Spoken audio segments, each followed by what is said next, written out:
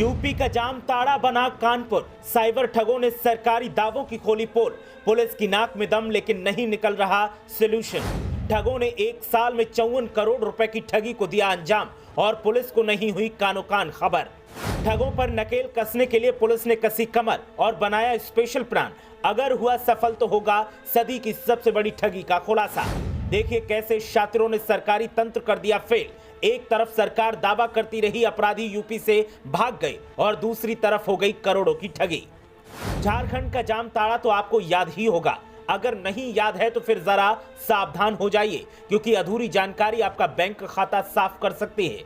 प्रदेश की सरकार एक तरफ दावा कर रही है कि योगी राज में अपराधी यूपी से फरार हो गए हैं या परलोक सिधार गए हैं, लेकिन दूसरी तरफ सरकारी तंत्र में सेंध लगाकर शातिरों ने सरकारी दावे की पोल खोल दी और 54 करोड़ रुपए की ठगी कर डाली।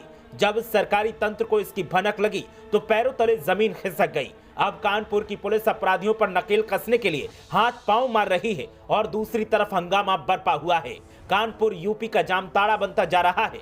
ठगों ने एक ऐसा जाल तैयार किया जिसे भेदने में सरकार के पसीने छूट रहे हैं और पुलिस हाँफ रही है। अपराधियों को पकड़ने के लिए पुलिस अब प्लानिंग और प्लॉटिंग का काम कर रही है, लेकिन सफलता दूर की कौड़ी साबित हो रही है।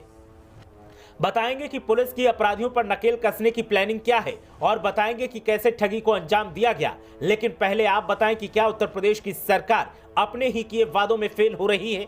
क्या अपराध ने अब तक उत्तर प्रदेश का दामन नहीं छोड़ा है? आपकी राय क्या है? हमें कमेंट करके जरूर बताएं। अब बात करते हैं कानपुर से सामने आए सबसे बड़े ठगी के मामले की। तो झारखंड के जामताड़ा के बाद यूपी के कानपुर का चकेरी क्षेत्र भी साइबर क्राइम को लेकर चर्चा का विषय बना हुआ है। यहाँ एक मिनी जामताड़ा तैयार हो चुका है, जिसे जड़ से खत्म करने के लिए कानपुर पुलिस ने खास रणनीति बनाई है। साइबर ठगों की वजह से झारखंड का जामताड़ा पिछले कुछ सालों से सुर्खियों में छाया हुआ है। यहाँ के ठगों के ऊपर एक वेब सीरीज भी बनाई जा चुकी है।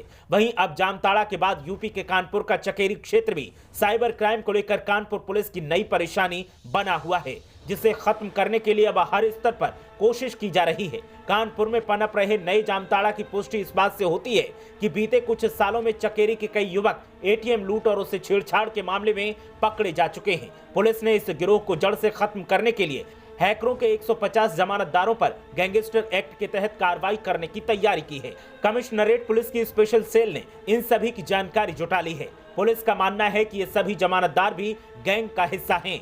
कानपुर में बीते एक साल के अंदर 54 करोड़ रुपए की ठगी के मामले सामने आ चुके हैं, जिनमें कार्रवाई करते हुए करीब 304 मामलों की रकम होल्ड की जा चुकी है। इन घटनाओं को देखते हुए पुलिस ने कानूनी दांवपेच से साइबर हैकर्स को घेरने की तैयारी शुरू कर दी है। इसी कड़ी में हैकर्स के जमानतदारों का ब्यौरा जुटाया है। पुलिस की ओर से की गई छानबीन में सामने आया है कि यहां के हैकर्स के नेटवर्क में कानून के जानकार और जमानतदार भी शामिल हैं। मामले के सामने आने के बाद से पुलिस आरोपियों पर नकेल कसने की पूरी कोशिश कर रही है, लेकिन दूसरी तरफ सियासत भी हावी दिखाई दे रही है।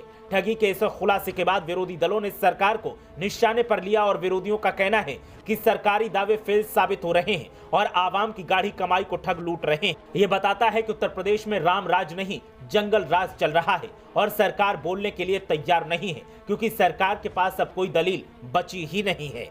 ब्यूरो रिपोर्ट, मीडिया हलचल।